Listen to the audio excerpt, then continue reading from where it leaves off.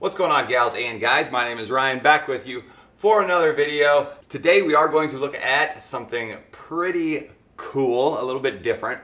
While I was doing a little research on this was sent to me by a company to do a review on, by the way.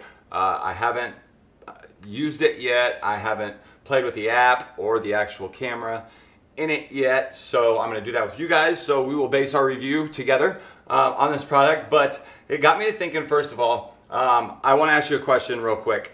Please don't fast forward. Just leave a comment down below with your answer. What constitutes a product as a smart home product? Does it have to link with like a Google Home, Smart Things, or Amazon A-Word? Or like this, for example, which is the product we're going to look at today. A dual USB charger. How about that? That's dual, two. No, but actually, it does work. They only recommend using one, by the way, before I forget about that, not both. But then right here, I doubt you'll be able to see it. At the top one, there's a camera right in there, so it's a little spy tech. Now, would this be smart home? It does not connect to Google Home or Amazon A-Word or Smart Things, but it does have a camera. It does connect to the internet. It does have an app that goes with it that you can view playbacks and live events. You can also view the playbacks and live events from anywhere. So does that make it a smart home product? I mean, it's technically, you know, or a smart home only AI, the cameras that detect certain people from strangers or humans from, you know, non-humans. Do the cameras have to do that? You know, certain things have to do that. But what about smart bulbs? They connect to just the internet, you know, but you can turn them on through the A-Word if you'd like. So anyway, where do you draw that line on what's smart home and what's not? That's a question you have to answer yourself, you know, I guess. But this was cool enough that I think whether it's smart home or not, I want to do a quick video on it. Like I said, this is a little hidden camera USB charger. So at first I was confused. Sorry, I had it upside down that whole time. At first I thought the USB was in here, or sorry, the camera was in here. Then thinking, you know, you would plug it into the wall. Then I got to thinking most plugins are down on the floor, unless maybe you're like in a kitchen or a bathroom. But then I found out that the camera is actually in there. Still, that's a little awkward, isn't it? You're basically going to have a plug-in that sits like this, which is, you know, not normal, but I figure if we have a power strip, and you can kind of conveniently place those power strips at a point where it wouldn't look suspicious, and this would sit up in it and be able to view whatever it is you want to view. Robbers or cheaters or whatever it is, whatever you're using spy cameras for. But anyway, so real quick, I'll show you on the back here. You see it looks just like a normal plug-in. This actually pops off, and right there is a micro USB slot, which we have one right here ready to go. And we don't have to do an unboxing or anything like that because this is literally what it came with. Not even the micro SD. Came with the USB charger and the manual.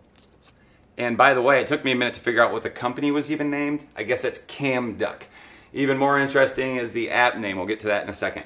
But anyway, let's run out. We're going to go out into the garage, into my workbench, and we're just going to put a surge protector just up on the counter, and we'll kind of play with it that way, and we'll see how well it works. We'll look at the app. We'll see the options. We'll see how well the camera is. It says it's 1080p, by the way, but we'll check that out for ourselves. So let's head out there, and we'll get this hidden camera spy tech plugged in. See you guys in a second. All right, guys, here we are in the garage at our little workbench.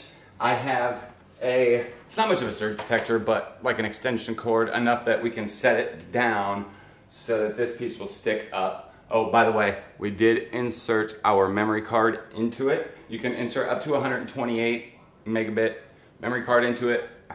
This was either a 32 or 64. But anyway, we set it down. We're going to set down this extension cord.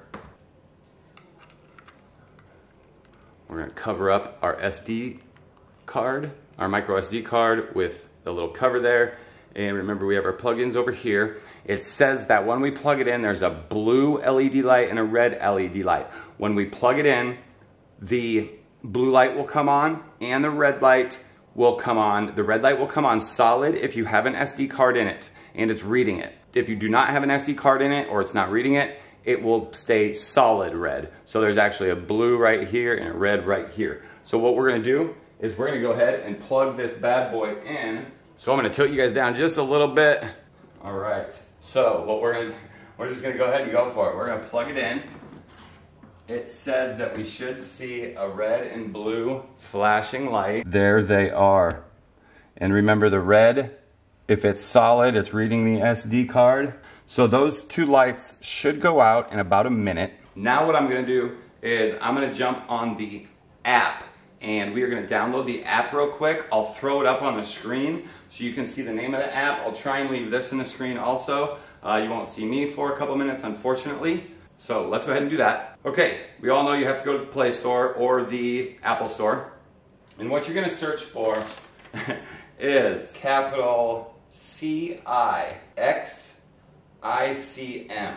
right there. And then you see the little puppy dog right there. I already have it downloaded. So we're gonna go ahead and open it. You can see there's the little duck like on the screen, if you can see that there. Okay, here we go. So what we have is remote monitor settings, remote viewing when you are not near the camera, and then close range settings. Only view video when close to the camera. We're gonna go with remote settings. And we have the Camduck S. All right, looks like we need to turn to 0.4G or if your system automatically does that for you, obviously. Let's find our Wi-Fi name. They got the right Wi-Fi name. Our internet password. All right, please check the camera was plugged in and then there are lights to flash after plugged. Well, we know there were. All right, now we have to connect it to the temporary internet and the password is Camduck66. Please connect to the camera Wi-Fi, then return to the app. Please connect to the camera Wi-Fi, then return to the app. Right there, Camduck. Please connect to the camera Wi-Fi, then return to the app.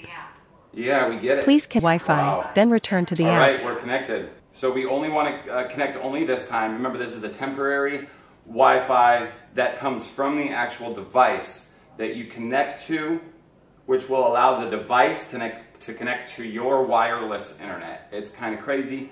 Some devices do this, no big deal. So it's just connecting now, hopefully. All right, connecting to Wi-Fi. Now we just gotta wait a few seconds, hopefully.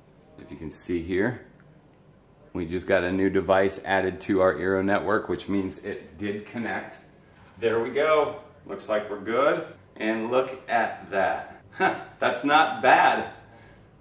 So now, if we want to, I mean, literally, if this was sitting here like this, right? If this was just sitting here on the table like this, no one would ever think, let's throw back up the ad, no one would ever think that there was a camera in there. I could be getting out of my car, got my mistress getting out the passenger side there, and bam, caught on cam. That's pretty cool. I like it. I dig it. I'm not sure. Oh, it looks like you can go into night mode or day mode. You got, oh, we can change it. Oh, look at that. There's the 1080. Much more clear picture. I'm going to assume that that takes up more memory on your memory card, obviously. And then down below, it looks like you have news. You can snap a photo. You can record. So, okay, so it's starting to record now.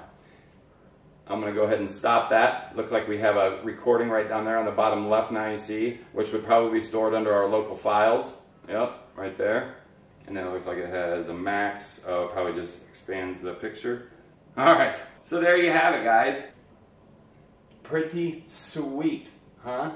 So, like I said, is it smart home? Is it not smart home? That's up for you to decide. So there you have it, guys. As you can see, it works actually pretty decent. By the way, it does retail for $59.99. I will leave a link where you can purchase that in the Amazon store. Also, guys, if you please would leave comments down below if you would tell me what your opinion is on where smart home starts and where basic tech ends, so on and so forth. If you guys would leave that answer down below, any other questions or comments, please leave them down below, guys. I greatly Do appreciate you if you would subscribe. That would be great also, so we can continue to make these fun little videos. I hope you like this one. If you guys have any other suggestions or anything you'd like to see, please let me know. And until next time, guys, as always, I really do appreciate you.